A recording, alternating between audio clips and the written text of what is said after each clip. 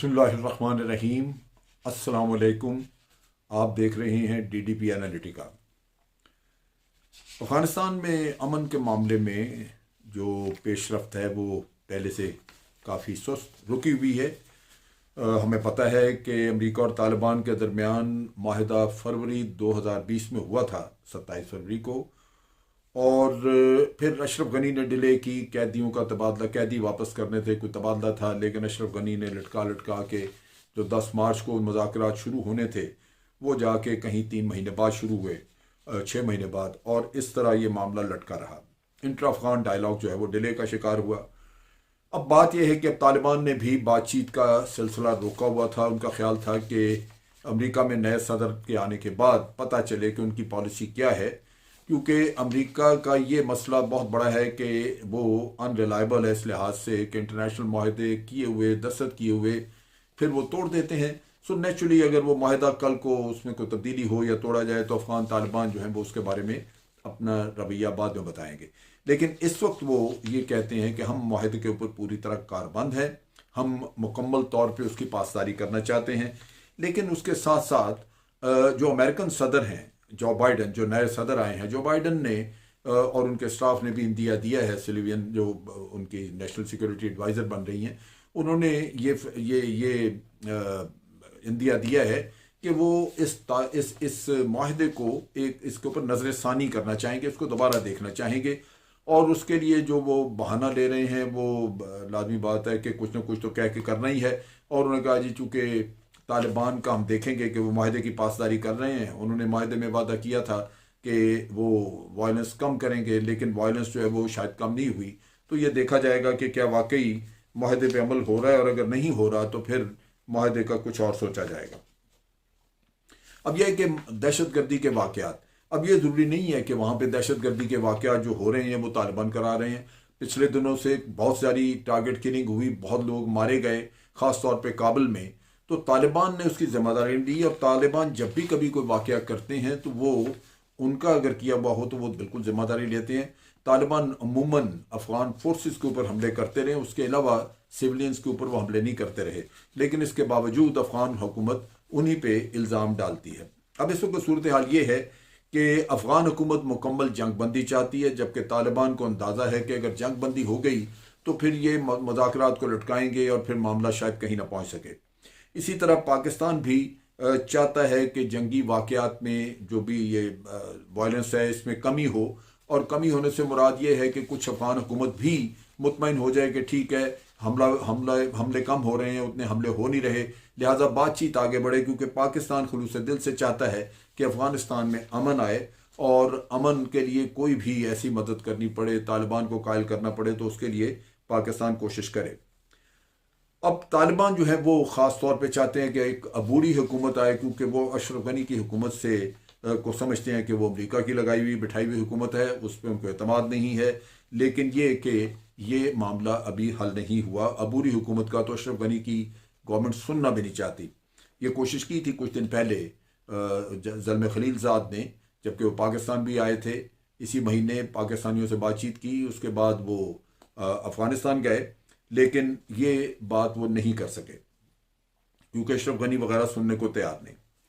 अब बात यह कि इस दौरान जैसे मैंने पहले कहा टारगेट किलिंग बढ़ चुकी है, और वहाँ पे भारत के भी अपने मफादात हैं। भारत वहाँ पे दहशतगर्दों के उन ग्रोहों को सपोर्ट कर रहा है जो पाकिस्तान में दहशतगर्दी करते हैं, या एक दाइश वगैरह का धड़ा जो अफगानिस्तान में भी दहशतगर्दी करता है, जिसके ज़रिए वो तालिबान पे ये इल्ज़ाम डाल देते हैं कि जनाब तालिबान ने कहा था कि यहाँ पे दहशतगर्दी बंद करेंगे, किसी और को दहशतगर्दी यहाँ अफगान सरजमीन इस्तेमाल नहीं करने देंगे, लेकिन अफगान सरजमीन इस्तेमाल हो रही है। लेकिन ये करता धरता पीछे भारत है। अब बात यह है कि इन हालात को अगर हम देखें कि वहाँ पे ये सारा कुछ चल रहा है, तो यूँ लगता है कि अमेरिका यानी नए सदर जो हैं उनके, वो जो नजर सानी की बात कर रहे हैं, दर हकीकत जो इनखला हो गया, मज़ीद वो इनखला शायद ना करें, लेकिन ये चीज़ जो है ये तालिबान को कबूल नहीं होगी, और उसकी वजह से हो सकता है कि जंग जारी रहे। अब यह है कि अमेरिका क्यों नहीं इनखला करना चाहेगा, उसमें बड़ी अहम चीज़ें हैं। एक तो ये कि एक यहाँ पे इस खित्ते में बैठ के अगर अफगानिस्तान डिस्टेबलाइज है तो आप देखिए कि चाइना का सी पैक कामयाब नहीं, सी पैक पार्शली काम करता है। हम चाहते थे, या चाइना भी चाहता है, पाकिस्तान के लिए भी वो ज़्यादा मुफीद इसीलिए बनता है कि अफ़गानिस्तान के रिश्ते, सेंट्रल एशिया, रशिया वगैरह, ये सारे मुल्क उसको इस्तेमाल करें और पाकिस्तान की बंदरगाह जो है गवादर वो इस्तेमाल हो, पोर्ट की इनकम आए, हमें राहदारी के पैसे मिलें, और सी पैक जो है वो एक हकीकत का रूप इख्तियार करे। फिर लाजमी बात है कि सी पैक के साथ साथ फिर बलूचिस्तान से गुजरता है तो बलूचिस्तान में लोगों का प्राइवेट बिजनेस वगैरह भी बढ़ेगा। सो ये चूँकि सी पैक अमरीका और भारत नहीं चाहते, लिहाजा भारत और अशरफ गनी ये लाजमन जो बाइडन को कायल करने की पूरी कोशिश करेंगे कि आप पूरा इनखला ना करें। अफगान तालिबान जो है वो हमारी बात नहीं मान रहे, वो मसला हल करना नहीं चाहते, वायलेंस भी हो रही है, लिहाजा आप बैठें। और अमेरिका को ये सूट करता है कि वहाँ पे वो रहें और इस तरह वो सी पैक को नाकाम बनाएं। फिर ये है कि इसके साथ साथ वो पाकिस्तान का न्यूक्लियर प्रोग्राम है, ईरान का न्यूक्लियर प्रोग्राम है, उनको भी वो करीब से नज़र रख सकते हैं, उनकी जासूसी करनी हो वो कर सकते हैं। फिर इसके साथ साथ ये है कि जो चाइना और रशिया जो कि जिनको वो समझते हैं कि अभी हमारे यही हमारे मद्दे मुकाबिल हैं, तो उनके खिलाफ भी यहाँ से उनको अगर कोई कार्रवाई करनी हो तो उनको सहूलत है, लिहाजा वो ये चाहेंगे कि यहाँ पे बैठे रहें।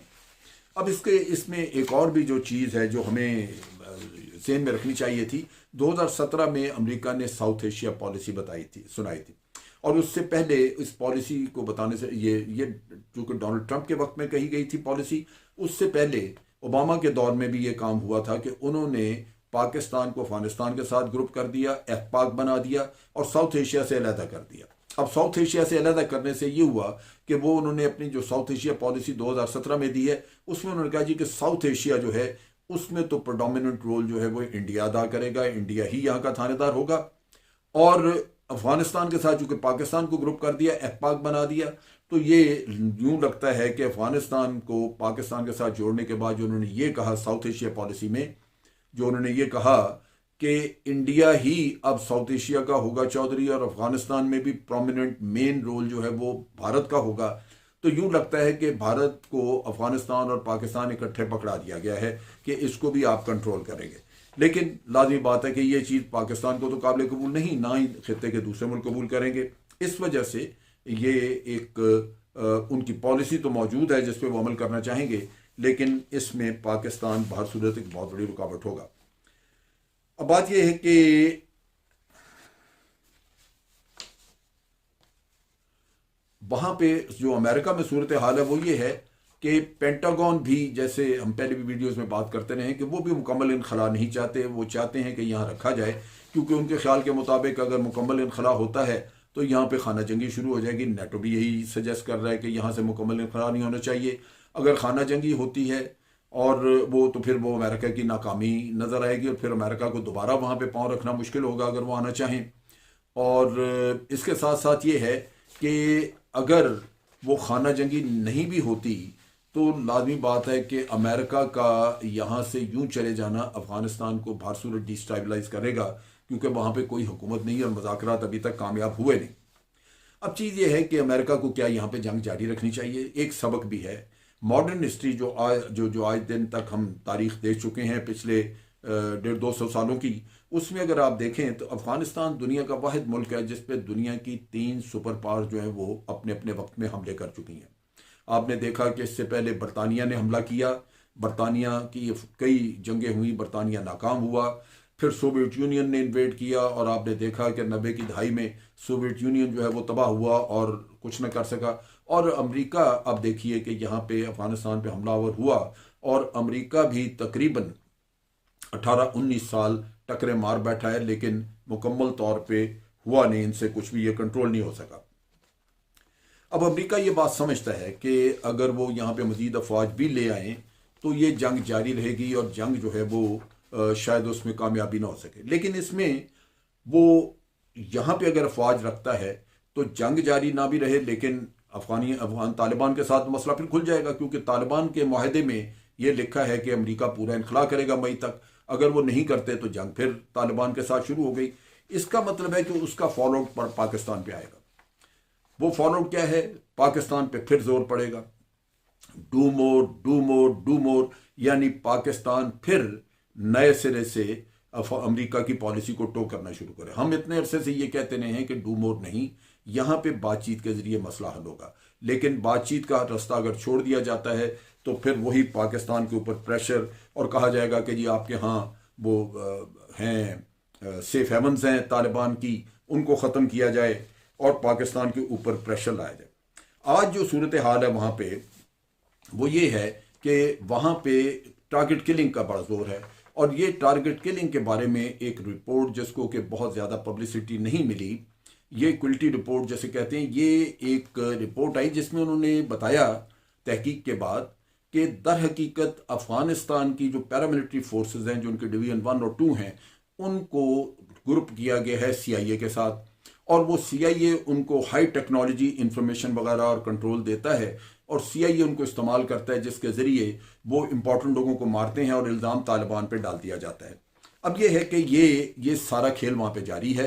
टारगेट किलिंग हिट स्क्वाड्स बन गए हैं, वो मार रहे हैं, और अफगानिस्तान में आज भी अमन नहीं आ सका, और कल अमेरिका अफवाज ना निकाले तो बिल्कुल अमन नहीं आएगा, और अगर मई तक निकाल ले तो तब भी मसाइल होंगे। सो अफगानिस्तान एक इस वक्त बहुत ही एक ऐसा मुश्किल मरहले में है। अब इसमें अगर उनके अपने लोग होते, मुखलिस होते, तब भी कोई फ़ायदा होता, लेकिन वहाँ पे मुश्किल ये है कि जो उनके लोग हैं वो भारत की पॉलिसी प्रमोट करने में मसरूफ़ हैं, और भारत जो है वो इस वक्त जो कर रहा है वो यही है कि वो कतई नहीं चाहता कि अफ़गानिस्तान को स्टेबल किया जाए, क्योंकि अगर स्टेबल हो जाता है तो जो पॉलिसीज़ उसकी पाकिस्तान के ख़िलाफ़ रही हैं वो नाकाम हो जाएंगी, और CPEC के नुक्ता निगाह से तो भारत की और अमेरिका की पॉलिसीज़ भी एक जैसी हैं।